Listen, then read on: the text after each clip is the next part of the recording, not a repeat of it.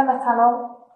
За би бүхэн ингээд надад нэг санал байна аяны хүрээнд цугларсан дөрөв залуучууд одоо өөрсдийнхөө үзэл бодлыг ерөнхий хэвчийн сонгуультай холбоотой өөрсдийнхөө үзэл бодлыг ярилцахаар ирээд байна. Тэгээд бид нэр өнөөдөр ямар сэдвийн хүрээнд ярилцах вэ гэхээр сонгуул ба залуусын сэтгэл зүй гэдэг сэдвийн хүрээнд ярилцах байгаа. Юун түрүү би зочдод танилцуулсан дээр за энэ баруун гар талаас сэтгэл судлаач Хонгорзол тэгээд та бүхний мэдгээр Агнуш чөлөөт орон бүтээлч за тэгээд нийгэм судлаач их хадгалах бид дөрөв одоо ингэ сайхан ерөнхийлөгчийн сонгуулийн талаар өөрсдийнхөө бодол бас ерөнхийдөө сонгуулийн талаар бас өөрсдийнхөө бодлыг ярих гэж байгаа шүү. Сонгуул болох гэж байгаа үеэр ч юм уу ер нь энэ залуучуудын сэтгэл зүйн нэг юм өөр болчтой юм шиг анзаардаг байгаа. Сошиал дээрч тэр зүгээр ингээд одоо амьд харилцаанд байж тэр ер нь эдгээр ингээд нэг тийм өөрсдөө хамгаалсан болчтой юм байна гэж би анзаарч ирсэн. Хэрвээ таад анзаарч ирсэн бол ямар хөө байдлаар анзаарч ирсэн бэ? Хангаас гэх юм. Ер нь аль сонгуул болоход хэцүү болоод ирдэг шүү дээ. Ялангуяа сошиал дээр хүн болгоо өөрсдийнхөө үзлийг илэрхийлж ч юм уу те амар постууд орж ирээл, амар эсрэг мэдээлэлүүд орж ирээл. Өвөл хөлтөө орж ирдэг дээ. Тэгээд хүмүүс ч гэсэн дээр юм амар хөнгөлтэй цаад. Тэр ч ихтэй юм сонгуул төхөөл ихээр сонголтоо л одоо би сайн хийж ч юм уу тэгж бодохгүйгээр зүгээр нэг юм зүгээр нийтээр нэг юм авсан стресстэй ууртай хөнгөлтэй цаагаад байдаг. Тэр бол юу нээр ажил хийдэг шүү дээ. Надад өөртөө ч гэсэн юм биддэг өөртөө ч гэсэн тааламжгүй тийм төвхтэй мэдрэмж төсч хүмүүстэй ер нь бол сая одоо бас юм сонгуул хийгээд одоо энэ бол бас юм фэйсбүүк руу хас яах юм татгалзах юм болж ирж байна. Яг сошиалын хувьд угаасаа би өөрийнхөө авч байгаа мэдээлэл аюу фильтрлдэг. Тэгэхээр сонгуулийн үе нүү, сонгуулийн үе биш вэ нүү надад нэг нөлөөлдөггүй яг сошиалын хувьд бол хамтарч ажиллах хүмүүсийн хувьд тэгэл араараасаа холбогдож эхлэнгүүт гэл нөө гэж байгаа юм чинь. Яалчгүй ингээл сонгуулийн ажил болоод ирэнгүүт яг хүний нэрийг ашиглах гэсэн ч юм уу те сонгогч нараа одоо илүү өөртөө татахын тулд өөр хүмүүсийн босгосон суугаар дамжуулж тэр хүмүүсийг өөртөө татах ч юм уу те тиймэрхүү юунууд стандарт одоо бол бүр юу болцсон шүү дээ. Стандарт болцсон шүү дээ те. Тэгэл одоо том одууд нь ч гэсэндээ бүгд тэгэл сонгуульд оролцож байгаа хүний нэрийг шууд доор нь тэр гэж бичингүүтээ баярлаач гэж аах шиг те. Тэрнийг мэдж байгаа л илгүүдээ бүгдтэй. Тийм. Ер нь аль яг тэгж анзаарэгддэг хүмүүс амар их холбогддог. Тэгэл шууд бодож байгаа юм чи за шууд асууж байгаа юм чинь янаа чи сонгуультай холбоотой юм уу? Та нарын цаана хүн байгаа мó гэдэг юм бас мэдэгдэхгүйгээр байдаг суугууд бас байна. Тийм. Тэгэл ер нь аль нэлээд явхар болчтой. Бодлохоо миний хувьд би нэг найзуудаагаа ч юм хүмүүст нөлөөлөх гэдэг нь бол нэг их тийм байдаггүй. Тэгэхээр нэг тийм цухтаагч байдаг юм те. Тийм нэг мэдэгддэг. Гэхдээ би өөрөө илүү тийм нийгмийн асуудлуудыг сонирхдаг ч гэдэг юм уу те. Болж байгаа үйл явдлуудыг сонирхдаг учраас аль болох нөгөө ингээд сайн ч бай, мэдээлэл бай, муу ч бүгдийг ингээд аль болох ажиглаж явахыг хүсдэг. Тийм болохоор яг тэр нөгөө бүх одоо юу гэх юм ботууд ч гэдэг юм уу дандаа нийтлийн бичээ хүмүүсийг unfollow хийдэг ч юм байхгүй болгочоор өөрийгөө нөгөө вакуумжуулаад идэг. Гэхдээ нөгөө би өөрөө нийгмийн салбарт ажиллаж байгааг тэр хүмүүс бас ямар мэдээлэл авж байгаа, ямар хандлагатай байгааг нь мэдчихэх нь бас айгүй чухал байдаг. Тийм болохоор аль болох ингээд бүгдийг нь арах тийм сонирхолтой байдаг. Шууд нэг ярьж байгаа холбоод асуухад түрүү одоо хонгороо хэлсэн шүү дээ нэг фэйсбүүкээ тэгэхээр одоо ашиглахаа гэж өөртөө цензуртай бүтэж байгаа ажиллаа.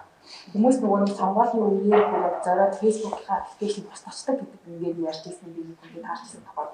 Үнтэй адилхан хайд ингээд одоо ямар нэг бодит юм арга хэмжээ авдаг ч юм уу тийм зөв өөрсдөө ингээд төчлөөлчдөг ч юм уу тийм арга барил байдгүй.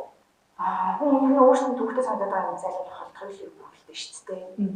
Тааламж мэдрэмжгүй байгаа гэж байна шүү дээ. Тэгэхээр ямар нэгэн байдлаар тааламжгүй мэдрэмж тэр зүйл одоо тэр аппликейшн ч юм уу тийм аппликейшн дээр болж байгаа үйл явдал нөлөө одоо төвхтэй санагдаад тэрийг устгах нь бол бас өөрийгөө хамгаалж байгаа гэсэн юм бодож байж байгаа гэж байна. Тэгээд яг чи өөрийнхөө хувьд сонголтоо хийсэн ч юм уу те би хэнийг сонгохоо мэдчихэж байгаа магадгүй ингээд хин ямар хүмүүс байна одоо магадгүй манад өөрчлөж ч юм уу те одоо магадгүй би ч сонгож ямар хүмүүс нэр дэвшиж юм за энэ хүмүүсээс би юу нэг алийг сонгох сонголт хийх юм гэж байгаа юм байна. Тэгэхээр одоо би алийг сонгох уу яаж сонгох вэ ямар шалгуур тавих зүгээр юм бол юу нэг ямар хүмүүс байгаа бол өөрөөрөө тэр хүмүүсийг зүгээр судлаад ингээд хараад өөрийнхөө сонголтыг хийж бахад заавал тэр нийгмийн тэр үзэл бодлыг заавал тэр дунд нь нэг утгалтаа өөрөө стресстэй хийх шаардлага байхгүй гэж бодож байна. Тийм болохоор хэсэг хугацаанд чинь удаан очихгүй юм шүү дээ. Тэгэхээр хэсэг хугацаанд магадгүй өөрийнхөө сонголтыг хийсэн бол зарим нэг мэдээлэлээс өөрийгөө тусгаарлах зүгээр ах гэж бодож байна. Чи угаасаа сонгуульд болсон болоогүй гэсэн үйл явдал шүлдэгтэй. Тийм Facebook бүр хэрэглэдэг. Тийм үү.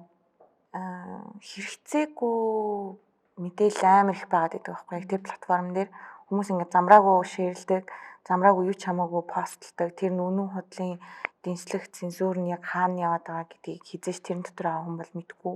Тэгэхээр магадгүй би яг хэрэгтэй мэдээллүүдээ одоо судлаач хүмүүсийн вебсайтнаас нь ч юм уу тий бичдэг Twitter хаягийн ч юм уу одоо ангуудаа яг айгүй зөв газарсан юмнууд ярьдаг хүмүүсийг л ер нь бол давж яг тэндээс л тийм байна гэдэг тийм мэдээгээл босгодог. Мэдээллээс мэдлэг болгодог да. Одоо л чи өөрийнхөө амьдралыг бишүүлж хийсэн юм аа. Сонголттой холбогдохгүй бол мэдээж байгаа л да. Одоо юм аюу ядаргаатай тийм хүмүүс байдаг шүү дээ хүмүүс болгоны Facebook найзууд дотор те нэг л ингээ хит туушраал тэрийг ингээд яг эхлээд 1-2 удаа харахад за энэ хүний л үүсэл бодол юм байна. Гэтэ тэр чинь ингээд одоо юу гэдэг зүгээр ингээ хүмүүс юм ярьж байвал бид нар тоохгүй чихэн дээр ирч орилоод байвал мэдээж дарамттай холдол ярьж шүү дээ. Яг тийм мэдрэмж хүртэл явах юм бол тэгэл unfollow хийдэг. Дийлэнх юм. Яа тэгэхээр unfriend хийчихэр бас дараа нь бас төвхтэй шүү дээ. Таньдаг хүмүүсээ тэгээ тийм учраас бол unfollow хийдэг. Гэхдээ хамгийн сонирхолтой нь магадгүй харж илдээ нэг удаа ч юм уу те гинт санаанд орохоор энэ нэр сүүлийн үед юу болж байгаа бол гэдэг нь орж үздэг. Тийм шалгадаг. За хэвээрэл байгаа юм байна ч гэдэг юм те. Тийм тохиолдлууд байдаг. Тэрнээс биш би нөгөө өөрөө найзын өрсөлд авахтаа эхэндээ айгу замбраагүй ингээл авдаг яадаг угсаа хүн болгон л тийм байсан шүү дээ. Энд чинь суралцаа явж байгаа. Суралцаад гэх юм уу те. Тэгээ одоо сүүлийн үед бол нөгөө найзын өрсөлд авахтаа илүү ядчил зурагтай юм уу үгүй мүү гэдгээс нь ахуулаад ингэ постуудыг гүйлгэж хараал те. Тэгэж үздэг болсноос хойш бол харьцангуй гайгүй болсон. Тэгээ дээрээс нь нөгөө Facebook-ийн алгоритм гээл одоо дийлэнх найлбарл би одоо яг юу гэдгийг нарийн сайн мэдэхгүй. Гэхдээ бол нөгөө харагдах байдлын хувьд бол бид нөгөө хүн болгоны постл хэрэгтэй юм харагтавас болцсон шүү дээ. Тэгэл аль болох харуулахыг хүссэн бизнес юм уу тийм их болсон болохоор аль болох нэг тэгж гүйлгэж уншаадах нь бол багассан. Тэгэл ерөнхийдөө л нэг тиймэрхүү байдлаар. Тэгвэл бусад улс орнуудын ерөнхийлөгчдөөс крашлдаг ерөнхийлөгч байгаа юу? Ахгүй юу? Агноош Канадих. За яа. Хөрх штэ. Хараад таа. Тийм краш ерөнхийлөгч тийм Меркель бас ууган баймаар энэ даанч ерөнхийлөгч биш тийм. Германы ерөнхийлөгч канцлер чинь мэдхгүй те. Гэтэ хин мэдхгүй. Хурлын сонгогддог. Нэр юуг нь олж харсан та. Тэгээ надад тийм мэдхгүй байгаа нь айгүй гоё шиг санагдчих. Тэгээ ерөнхийлөгчийн хувьд тоо улстай ингээд нөлөөд явдаг. Одоо манай улс жуулсан бас яг тийм болоод байгаа юм тийм. Дараагийн асуулт руу орчих.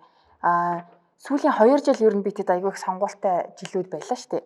Тэгэл нэг эргэн тойронд болж байгаа мэдээлэл гэдэг ч юм уу. Тэгэл нөгөө нэг залуусыг сонгуультад оролцох хэвээр, сонгуул залуус үүрэг хариуцлагатай байх хэвээр энэ төр гэлтэй амар их нэг алхам тутам нэг тиймэрхүүнүүд гарч ирэлээсэн. Гэтэ яг үндэ ингэж бодит амьдрал дээрээ буулгаж авсан дадал зуршилч байд юм уу? Яг үүрэг хариуцлагынхаа хувьд өөртөө одоо тийм дадал зуршил болгож авсан зүйл байгаа болов уу? Би бол одооноос л яг нэг төлөвшөж эхэлж байгаа сонгогч гэж өөрийгөө харж байгаа байхгүй юу? Анхны сонгуул маань гэрийнхний би ерөөс ойлголт байгаагүй надад. Сонгуул гэж юу юм? Яагаад ингэ сонгоод байгаа юм гээл. Тэгэл гэрийнхэн нэг намайг сонгодог гэхээр би дагаал тэр хүмүүсийн хэлсэн хүнийг л сонгож ийсэн.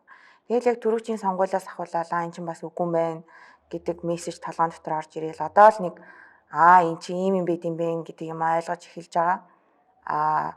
Улс төрийн хувьд гэх юм бол улаан цай нээлттэй энэ гээд хэмжээнд манай улс төр бас тийм шудраг гоё сайхан зүйл биш байгаа юм шиг надад санагдаж байгаа. Дөрөвжин сонгуулиас харахад бол тэгээд хичнээн ингээд итгэл сэтгэлээр те за миний сонголт энэ зөв юм байна гэж сонголтоо хийнгүүд үр дүн тис ондоо болж гарч ирсэн л дээ. Тэнгүүд яалчгүй бид нар сонгоод байгаа мó гингүүд бас үгүй юм шиг байна. Дээгүүр зохион байгуулаад байгаа мó гэхээр би бас мэдэхгүй.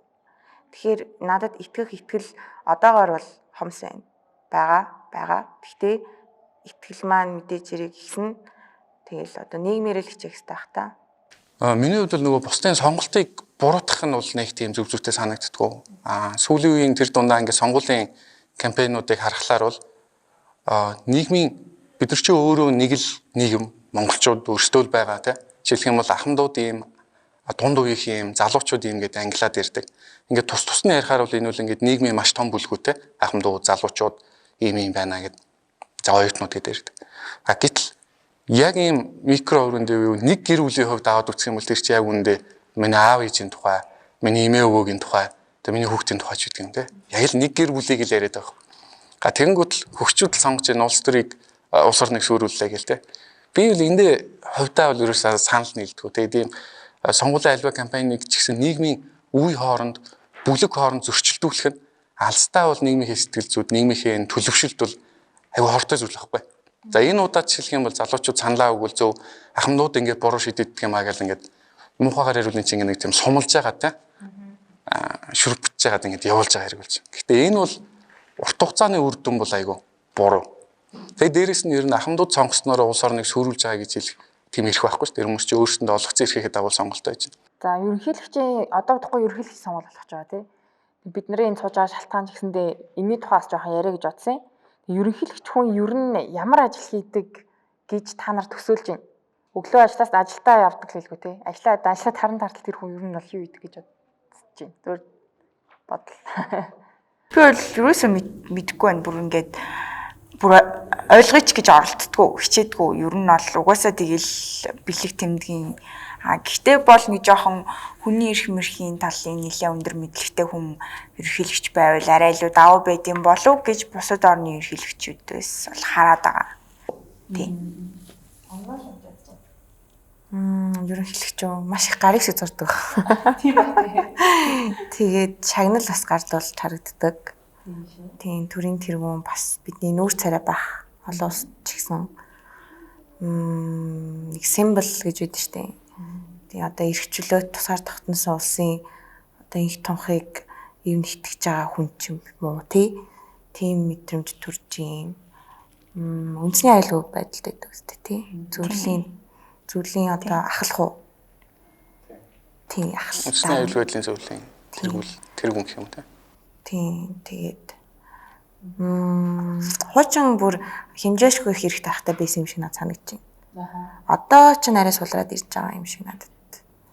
Тэр шинэ батлагдсан хуулиар юугийн жоохон тансан билээ. Тэгээд тэр хонглын үзүүргээ явуулсан шүү дээ. Хонглгээд тэр чи одоо хэмжээшгүй хэрэг тарах гэсэн үг үстэй. Тийм тий? Үгүй юу? Би буруу яриад байна уу? Миний яг сонсноор бол тэр бол яг хуучин бол тийм л амар л хэмжээнд хүрсэн байсан юм байна. Хонгол гэж анх сонсоод хөөх ерөнхийлөгч хүн чинь хүнийг ингээ зүгээр хонглоор маа гэд шууд тэр юу руу авчиад суулгач чаддаг, өөрийнхөө хүснээр ингээд явуулж чаддаг гэхээр шүүхээ захирч ийн прокурор нь байна, авилгалтай тэмцэх газар нь өөрийнх нь эрх доор байна гэхээр бас амар л эрх тарахтай л байсан юм шиг байна. Залуучууд ерөнхийлөгч гэдэг хүнийг нэг тийм бэрд гэж удаад байгаа ч юм уу тий хүсэл биелүүлэгч одоо хаамаа митингийн төсөөлөд байгаа юм шиг байна л та. Гэтэл бэрдэн ч бэрд баха. Харин яг нөгөө хүсэл биелүүлдэг бэрд үү эсвэл нөгөө шунлын бэрд гэсэн ширтэж шүү дээ. Яхаа зүгээр нөгөө нэг энэ тогтолцоонууд нөгөө нэг дээр тийм гой ингээл залуучууд хэрэгтэй тийм шийдвэр энэ төр гаргахад ерөнхийлөгчийг айгүй нэг тийм чухал ач холбогдолтой хүн гэж бодоод байгаа юм шиг байхгүй юу? Гэтэл биш юм шиг байгаа тий. Өнөөдөр бид нар харахтаа ерөнхийлөгчөөс байшин зам бүтээн байгуулалт нэхэх үл үнэхээр буруу зүйл. Шудраг ёсыг ч гэсэн ингээд нэхэд тахах нь бол яг тийм оновчтой зүйл биш байхгүй. Өмнө нь бол агнуусаа хэлсэн чинь эрх мэдэлтэй байсан ингээд аягүй юутайс одоо багсан гэдэг нь бол бас үнэн. Яг тэгэхээр үндсэн хуулийн нэмэлт өөрчлөлтөөр бол сая ерөнхийлөгч байсан нэлээд эрх мэдлүүдээс ингээд таньж ерөнхий сайд маань бол илүү хүчрхэг болсон. Тэгээ яг ерөнхийлөгчөөс бид нар юу нэх үл зөв юм бэ гэхээр бид нар бол бэлэгдэл яриад байгаа шүү. Тэгэхээр тэр нь ингээд ажил хийдгүү гэсэн үг л биш. Зүгээр ингээд тавир дээрх сүвнээр ч юм уу тийм зүйлүүл мэдээж хэрэг биш. Бэлэгдэл гэдэг нь юу вэ гэхэлэр бидний хүрэх ёстой зүйл гэж үлгэр дуурайл болох үз тийм жишгийг тэр хүн харуулж байгаа хэрэгтэй байхгүй. Жишээлх юм бол би хүүхдтэй маа хүүхд одоо ингээд 3 нас хүрэх чаа. Тэгээд тэгэхэд ерөнхийлөгчийн хувьд бэлэгдлийг би юу гэж харж байгаа гэхээр ёс суртахууны хувьд төлөвшлийн хувьд те би энэ боловсрал гэхээс илүү төлөвшлийг тэр нэлээ. Төлөвшлийн хувьд ёс суртахууны хувьд тэгээд тэр хүний чадамжийн хувьд нийт иргэдэд үлгэр дуурайл болж байгаа гэсэн. Би жишээлбэл хүүхдээ хараад ирээдүйд ерөнхийлөгчийн хүн болоход тэгээ энэ хүн шиг юм ёс зүйн ингээ нөгөө рол модел гэж ярьдаг шүү дээ. Одоо ингээ тэр хүний ингээ даган дуурайх тийм гоё дүр болох үс хүн байх хэрэгтэй. Та гуравтаа сүүлийнхээ асуултыг тавья. Ер нь зүгээр бид нэг айгүй олон залуучууд үзэж байгаа гэж би дотроо найдаж байгаа. Тийм. Тэгээд тэр олон залуучуудад сонголтоо хийхэд сонгуул өгөхөд юун дээр анхаарах хэрэгтэй юм бэ? Яавал дээр вэ гэдэг дээр та уруу өөртөө үзэл бодлыг нийлээж. Санал нэг байна.